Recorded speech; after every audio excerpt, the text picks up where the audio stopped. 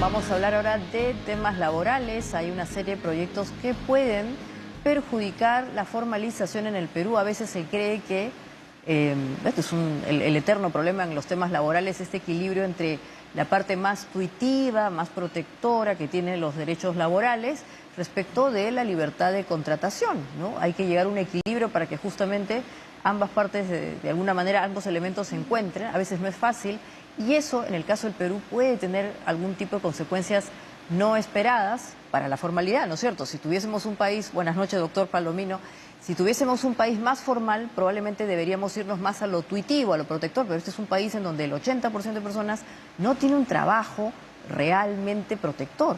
Gracias, Maite, nuevamente por tu programa. Sí, esto es un problema alarmante, ¿no? Las cifras vienen acrecentándose año tras año, pero muchos confunden de que el tema de la informalidad laboral está relacionada con la época de COVID, la pandemia. Eso no ha sido así, porque antes del COVID, antes de marzo de 2020, ya existía la informalidad laboral. Ahora, cuando hablamos de informalidad laboral, es una contratación, pues, ilegal, ¿no? Ilegítima, ¿no? Donde el empleador se toma el riesgo de contratar a los trabajadores sin abonarles los beneficios sociales, ¿no? Sin pagarles ETS, sin pagarle gratificación, vacaciones, utilidades, ni siquiera lo incluyen, pues, para el sistema de salud, ni mucho menos, pues, para la previsión social, ¿no? Entonces, creemos que ahí debería apuntar mucho el gobierno y la nueva cartera del Ministro de Trabajo.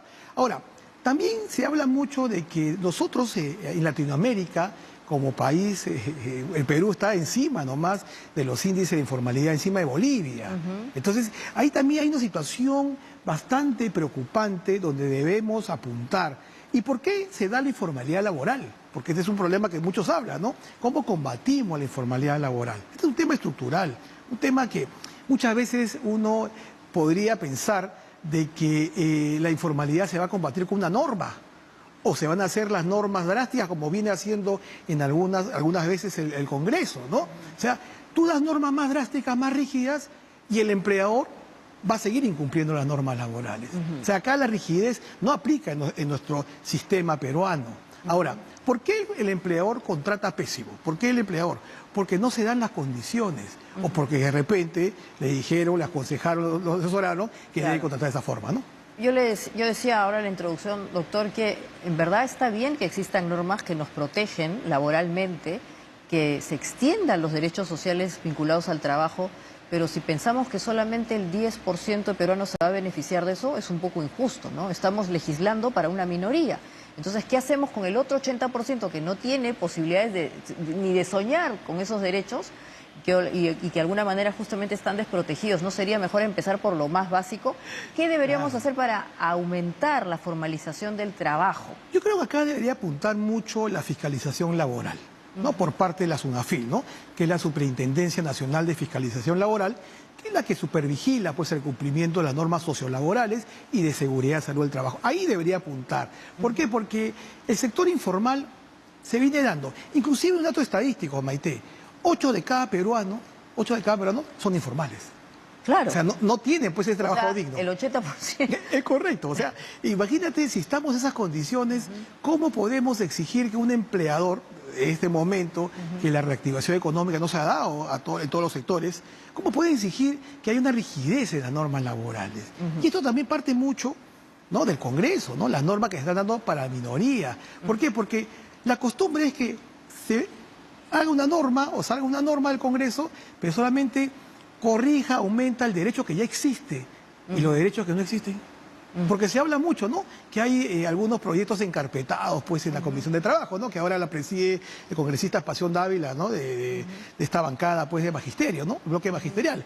Pero habría que ver si realmente las normas que están por salir, como tú lo acabas de decir, van a beneficiar solamente a un sector de la población. Y la gran mayoría... Claro. Ahora, usted ha hablado de dos instrumentos que nos pueden ayudar a mejorar la formalización. Uno es la supervisión.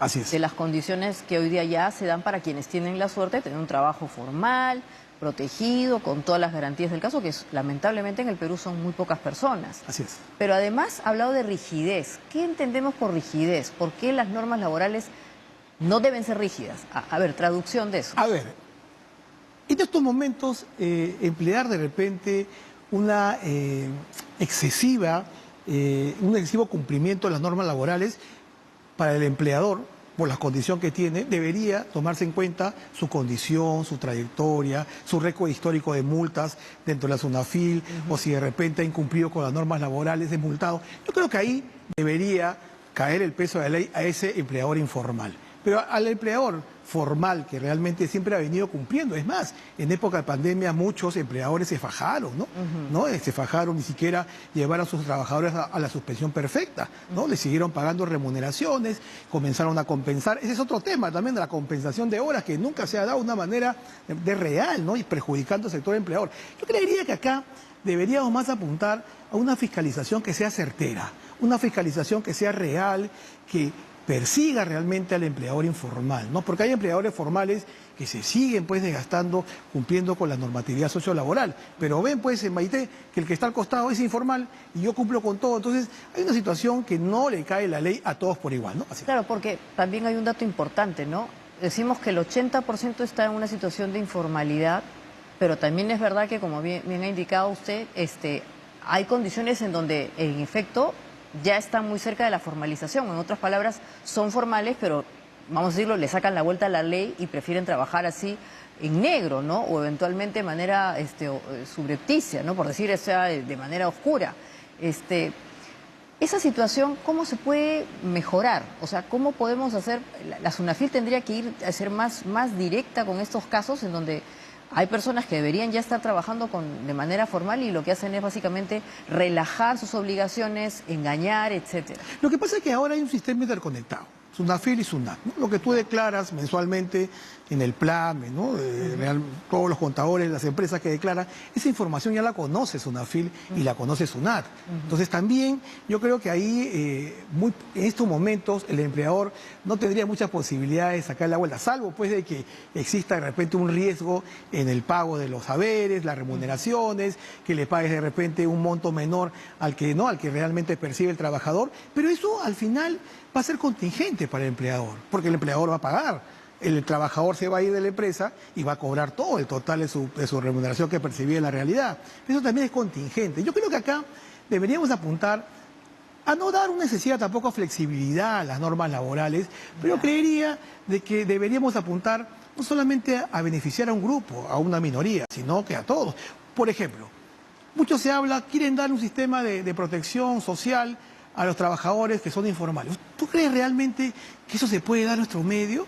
Ni siquiera ha habido pues un dato estadístico, una encuesta, un censo de los trabajadores que son informales. Acá solamente los datos estadísticos dan a las personas pues que podrían de repente dar una información en tiempo real. Pero no tenemos un dato estadístico, cuántos informales hay, cuántos ambulantes, o de repente los ambulantes también tienen alguien que lo ayude, hay una formalidad laboral. Pero esto también perjudica al sector trabajador. ¿Por qué? Porque tampoco no va a poder acceder a un crédito hipotecario, a un préstamo. Claro. Y esto también hace pues de que el propio trabajador cae en el juego del empleador y seguir en la informalidad, ¿no? Claro, y hay 13 proyectos en cartera que podrían agravar la situación. ¿Podríamos de alguna manera hacer una revisión rápida? Sí, mira, para entender un poco. Sorprendentemente hay unos 13 proyectos de 80 que están ya en la Comisión de Trabajo y entre los cuales hay muchos que tienen una licencia, ¿no? Le están dando una licencia al trabajador, que eso va a encarecer el empleo, pues, ¿no? Porque pues, fíjate lo que ocurría con los feriados, ¿no? Mira los feriados, tantos feriados que creándose feriados el 28, 29, después el 6 de agosto, o sea, feriados que se han dado que definitivamente afecta al sector empleador porque tiene que pagar una sobretasa si es que los trabajadores laboran ese día de feriado. Claro, este feriado cayó domingo, pero el próximo año va a caer lunes, ¿no? El 6 de agosto. Claro. Entonces, eso también encarece, ¿por qué? Porque las licencias están bien. Las licencias se pueden dar en algunos casos, por ejemplo, ¿no? Cuando tenemos un trabajador con un hijo que tiene una discapacidad para llevar atención médica, yo creo que ahí puede prevalecer una situación. Pero hacer una licencia, por ejemplo, ¿no? Lo que hablaban, ¿no? el año sabático, ¿no?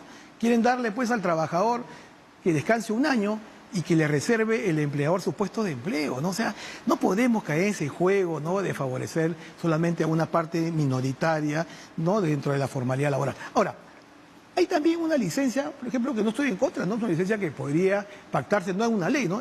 Por ejemplo, un día, en el tema de las damas, que sufren el tema de la menstruación mensual, un día. Yo creo que esa ley podría pactarse ¿no? En contrapartida, dentro de una relación de trabajo, pactar el empleador con la trabajadora, ¿no? Y darle un día, o de repente regularlo en el reglamento interno de trabajo. Pero realmente es prudente sacar una ley sobre eso. Creería que ahí hay temas que no son tan relevantes, ¿no? No tengo nada pues con el tema del ciclo menstrual que sufre una mujer, pero yo creo que ahí debería pactarse la interna. Ahora, también hay un proyecto que quieren que indemnice el empleador en el periodo de prueba, por ejemplo, ¿no? El periodo de prueba normalmente, el centro de trabajo es el tiempo donde el empleador observa al trabajador cómo se desarrolla, cómo labora, cómo trabaja y le da la posibilidad que siga laborando, ¿no? Normalmente es 3 meses, ¿ya? Pero ahora se desvincula al trabajador y tiene que sustentar el empleador porque lo saca del periodo de prueba. ¿Y eso no es una desnaturalización del periodo de prueba? Claro, por supuesto, porque tendría que incluso hasta abonar una indemnización y eso no va a encarecer el empleo, por supuesto. Entonces, ¿qué pasa? Eso espanta pues al empleador. El empleador dice, no, yo no contrato el periodo de prueba, lo contrato informal, le pago a la mano, le pago a través de recibos por honorarios, pero no me hago cargo de todas las obligaciones sociolaborales. Escuchándolo, doctor, uno llega a la conclusión, claro, como decía, es importante que el derecho laboral siga siendo protector, tuitivo, y todos quisiéramos tener los mejores derechos como en Escandinavia, lo que fuese, pero ahí hay un presupuesto y es que todo el mundo tiene trabajo, o sea, formal. En un país como el Perú, a veces la legislación que busca proteger al trabajador, como decía, no se preocupa de la gran masa que no está completamente pues externalizado, o sea que no se sabe que existe. ¿Cómo solucionamos ese problema? ¿Cómo lograr que siga siendo tuitivo, protector, pero no de una minoría, sino de la gran mayoría? ¿Hay algún tipo de flexibilización? Mira, el derecho laboral en sí tiene una protección tuitiva, proteccionista al trabajador. Inclusive en la Constitución Política del Estado está, ¿no?, el derecho al trabajo, que es constitucionalmente protegido, un derecho no innato al trabajador. Pero ¿qué hacemos con tantas leyes, Maite, que no van a favorecer al sector empleador? Porque inclusive ya lo acabo de decir, o sea, esto va a hacer que espante la formalización. Yo creo que deberíamos apuntar mucho a lo que va a salir, a las leyes que puedan darse en el seno del Congreso, ahora que está el señor Pasión Dávila como presidente de la Comisión de Trabajo, porque el anterior presidente, Sigrid Azán, solamente escuchaba al campo sindical, no escuchaba al sector empleador. También el Consejo Nacional de Trabajo, también que ya nuevamente ha comenzado a sesionar, de ahí van a salir las recomendaciones para las normas que se den a partir de la fecha. Yo creo que el análisis mesurado que dé el Consejo Nacional de Trabajo, porque es el ente tripartito que agrupa sectores gremiales, sindicales y al Ejecutivo, yo creo que de ahí tienen que salir esas recomendaciones para que con eso puedas pedir leyes que sean leyes realmente que no afecten a la relación de trabajo. En estos momentos, por ejemplo, ¿no? Se habla mucho también del incremento de la remuneración mínima vital, ¿no? Ya hubo un incremento de 30, 2025 y quieren incrementarla, pero hay un análisis técnico. O sea, se ha visto el impacto económico de las empresas que se podrían ver afectadas. Yo creo que ahí estamos siendo bastante irresponsables, es una opinión particular respecto a estas normas, ¿no? Claro, no, y suena bien, ¿no? Como decíamos, ¿quién no quiere tener más derechos? El problema es que solamente unos pocos, y en verdad ese es el mundo al revés, ¿no? O sea, tal vez habría que decirle a nuestros legisladores que se sitúen un poco en la realidad nacional, ¿no? De un 80% de informalidad. ¿Para quién están legislando? No estamos en un país europeo donde las condiciones son distintas, pues, ¿no? En otro país, el Perú, que ha golpeado tanto la pandemia, realmente que ha hecho sufrir a muchas familias con las pérdidas y el trabajo, muchas empresas, muchos emprendedores, por ejemplo, ¿no?